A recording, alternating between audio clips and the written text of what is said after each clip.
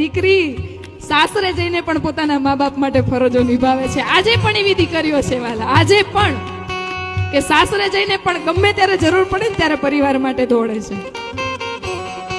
અને બાપજી ઘણીવાર કહે કે જતા જતા બેન બે જ વસ્તુ માંગે છે ભાઈ પાસે કે ભાઈ મારો ઘરે કોઈ પ્રસંગ હોય તો તું આવીને ઊભો રહેજે, એનાથી વધારે કશું જોઈતું નથી. અને બીજું, પપ્પાની વેદના છે ને એ અંદર દબાવી રાખે છે. મમ્મી તો રોઈ લેશે, બાજુવાળા જોડે વાત કરી લેશે, એની બેનને ફોન કરીને મન હળવું કરી લેશે. પપ્પા કોઈને નહીં કહેવાલા, તું મારા પપ્પાનું થોડુંક ધ્યાન રાખજે, એમને ટાઈમે ટાઈમે દવા આપજે, એમને ટાઈમે ઓફિસથી આવે ને તો તું સામે બેસજે, એમની જોડે વાત કરજે, એમનું મન હળવું કરજે. દીકરી એના બાપના સ્વાસ્થ્ય સિવાય કશું જ માંગતી નથી કે મારો બાપ સારો છે ને બસ.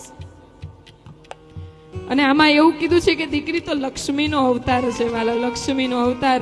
દીકરીઓને એક વિનંતી કરું કે આ ઉપમા જે આપણને આપવામાં આવી છે ને, લક્ષ્મી ભગવતીનું એક અંશ કહેવાય.